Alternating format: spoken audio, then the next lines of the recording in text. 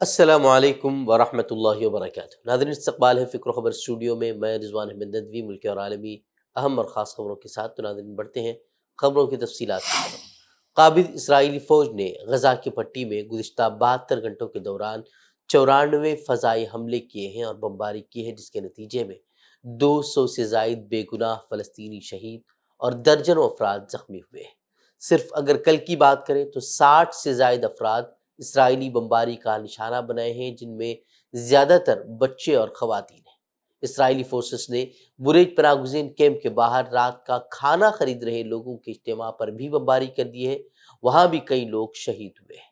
وہی وزارت صحت کے دفتر نے ہفتے کی شام ایک بیان میں کہا کہ بمباری کے جرائم نے غزہ کی پٹی کی تمام گورنریوں، خاص طور پر غزہ شہر میں سینکڑوں نہتی شہریوں اور رہائشی علاقوں کو وحشیانہ اور دانستہ طریقے سے نشانہ بنایا ہے۔ ان کا کہنا تھا کہ غزہ کی پٹی میں بے گناہ شہریوں کو نشانہ بنانے کا عمل جنگی جرائم اور نسل کشی کے دائرہ کار میں آتا ہے۔ انہوں نے یورپی ممالک اور امریکہ کو بھی اس قتل عام کا براہ راست ذمہ دار ٹھہرایا، لیکن ستم ظریفی دیکھیے کہ قتل عام کے باوجود جاتے جاتے امریکی صدر جو بائیڈن نے ایک بار پھر اسرائیل کو $8 بلین کے ہتھیار فروخت کرنے کا منصوبہ بنایا ہے۔ اسی درمیان حماس کے سینئر عہدیدار باسم نعیم کا بھی وہ بیان سامنے آیا ہے۔ ان کا کہنا ہے کہ ان کا گروپ یعنی کہ حماس جلد از جلد جنگ بندی چاہتا ہے۔ باسم نعیم کے الفاظ ایسے وقت میں سامنے آئے ہیں جب قطر میں ایک معاہدے پر بات چیت کا نیا دور وہ شروع ہو رہا ہے۔ حماس کی دو اہم شرائط ہیں، ایک تو یہ ہے کہ مستقل جنگ بندی ہو، دوسرا ہے کہ غزہ سے اسرائیلی فوجوں کا انخلا ہو، جبکہ اسرائیل دونوں شرائط ماننے کو تیار نہیں ہے۔ اور ترک صدر نے بڑا بیان دیا ہے۔ اردوغان نے استنبول میں ترکی ایکسپورٹرز اسمبلی کی تقریب سے خطاب کرتے ہوئے کہا کہ جس طرح ہم شام میں درست ثابت ہوئے، اسی طرح تاریخ غزہ کے بحران میں بھی ہماری صداقت کی تصدیق کرے گی۔ اردوغان نے اس بات پر بھی خوشی کا اظہار کیا کہ ترکی وہ واحد ملک ہے جس نے اسرائیل کے ساتھ تمام تجارت کو مکمل طور پر روک دیا ہے۔ وہیں غزہ میں 1 سال کا طویل عرصہ گزرنے کے باوجود حماس کی عسکری جماعتیں اب بھی ثابت قدمی کے ساتھ لڑ رہی ہیں، ان کا مقابلہ کر رہی ہیں۔ القدس بریگیڈ جنین میں صہیونی فوج کے ساتھ مقابلہ جاری رکھے ہوئے ہے۔ رپورٹ کی مانے تو کئی اسرائیلی فوجی وہاں ان کے حملوں میں زخمی ہوئے ہیں۔ وہیں یمن سے حوثی باغیوں نے اسرائیل پر ایک اور آج میزائل داغا ہے، تاہم اسرائیل نے اسے فضا میں ہی ناکارہ بنانے کا دعویٰ کیا ہے، جبکہ میزائل حملے کے وقت تل ابیب میں سائرن بجنے لگے تھے اور اسرائیلی شہری وہ بنکروں میں چھپنے کو مجبور ہو گئے تھے۔ وہ گزشتہ روز بھی یمن سے اسرائیل پر میزائل فائر کیا گیا تھا، جو کہ نشانے پر جا لگا تھا۔ اسے اسرائیلی ڈیفنس سسٹم روکنے میں پوری طرح سے ناکام ثابت ہوا تھا۔ تو یہ تھی کچھ غزہ کے تعلق سے کچھ خبریں۔ تو ناظرین بڑھتے ہیں ملک کی خبروں کی طرف۔ جب ملک کے حکمراں خود نفرت کے سوداگر بن جائے تو پھر قانون اور انصاف محض دکھاوے کے آلات بن کر رہ جاتے ہیں۔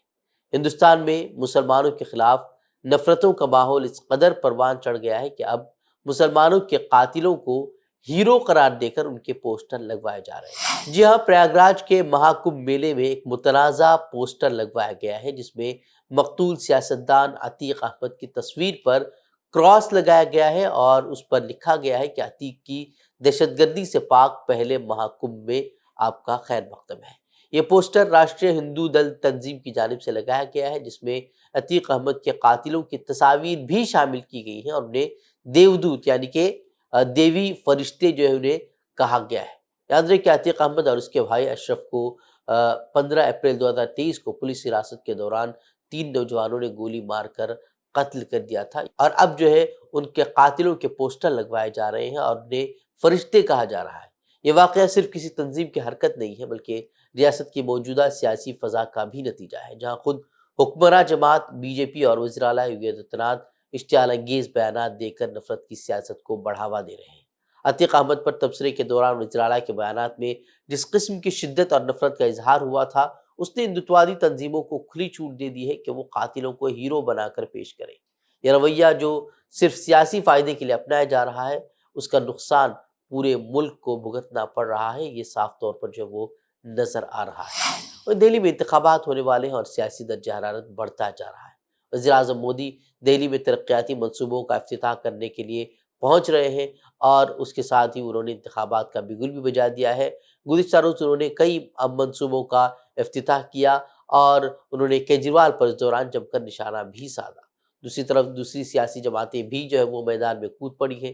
دہلی کانگریس بھی کیجریوال پر عوام کو دھوکہ دینے کا الزام عائد کر رہی ہے۔ در اثنا اسد الدین اویسی نے ہفتے کو عام آدمی پارٹی اور بی جے پی پر حملہ کیا۔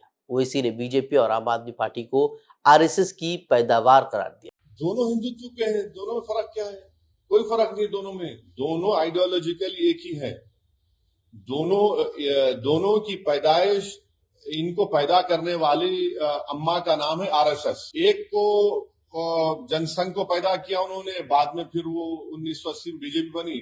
ایک کو انہوں نے 2012-13 میں ایک بڑا انسٹیٹیوٹ ہے وہاں پر لیب گرون ہے یہ ہندوتوا، وہاں پر پیدا کیا اس کو۔ بتا دیں کہ دہلی میں فروری میں اسمبلی انتخابات ہونے والے ہیں اور انتخابات کی تاریخوں کا اعلان چند ہی دنوں میں ہونے کی امید ہے۔ کانگریس صدر ملکارجن کھڑگے نے بی جے پی پر الزام لگاتے ہوئے کہا کہ بی جے پی وہ ماچس کی تیلی ہے جس نے منی پور کو جلایا ہے۔ انہوں نے وزیر اعظم نریندر مودی پر تنقید کرتے ہوئے کہا کہ وہ اپنے راج دھرم کو نبھانے میں ناکام رہے ہیں، کیونکہ منی پور میں 20 ماہ سے جاری تشدد کے دوران انہوں نے ایک بار بھی اس ریاست کا دورہ نہیں کیا۔ کھڑگے نے الزام لگایا کہ بی جے پی کا مقصد منی پور کو بدامنی کا شکار رکھ کر سیاسی فائدہ حاصل کرنا ہے۔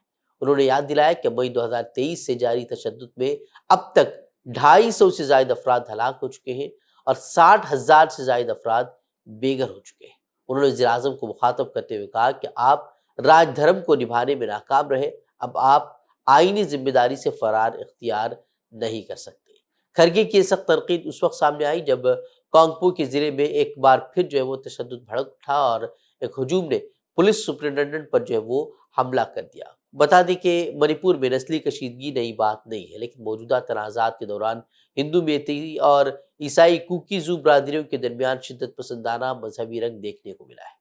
عبادت گاہوں پر حملے اور ریاست کی بی جے پی حکومت پر میتئی برادری کی حمایت کے الزامات نے صورتحال کو جو ہے وہ مزید بگاڑ دیا ہے۔ دہلی اسمبلی انتخابات کا اعلان چند روز میں ہونے ہی والا ہے، لیکن اس سے قبل اس چھوٹی سی ریاست میں روہنگیا مسلمانوں کا موضوع ضرورت سے زیادہ اب بڑا بنا دیا گیا ہے۔ ہر پارٹی دہلی کو روہنگیا مسلمانوں سے نجات دلانے کا دعویٰ کر رہی ہے۔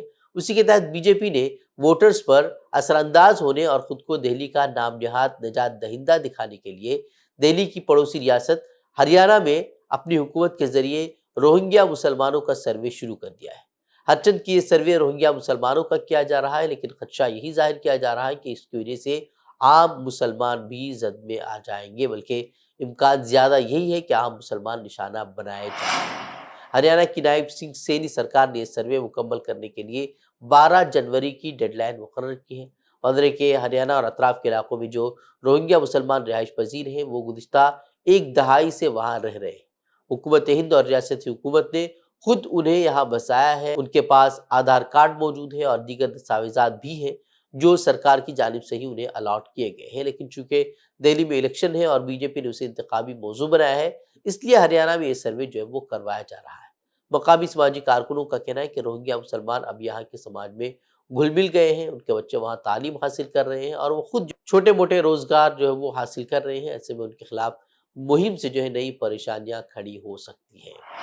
مراٹھواڑہ کے اہم شہر ناندیڑ میں 5 اور 6 اپریل 2006 کی درمیانی شب ہونے والے بم دھماکے کیس میں ناندیڑ سیشن کورٹ کے جج نے فیصلہ سناتے ہوئے آر ایس ایس اور بجرنگ دل سے تعلق رکھنے والے تمام 10 ملزمین کو باعزت بری کر دیا ہے۔ عدالت نے جو فیصلہ سنایا ہے وہ حیرت انگیز ضرور ہے، کیونکہ ملزمین کے تعلق سے کئی ثبوت پیش کیے گئے تھے، لیکن عدالت نے کسی بھی ثبوت کو قابل اعتماد نہیں سمجھا اور ناکافی ثبوتوں کا جواز پیش کرتے ہوئے تمام ملزمین کو بری کرنے کا حکم سنایا ہے۔ تو ناظرین، اتنی خبریں، مزید خبروں کے لیے آپ ہمارے ویب سائٹ www.fikrokhabar.com کی طرف رخ کر سکتے ہیں۔ ویڈیوز کے لیے ہمارے یوٹیوب چینل کو سبسکرائب کریں۔ تو ناظرین، اجازت دیں، السلام علیکم ورحمۃ اللہ وبرکاتہ۔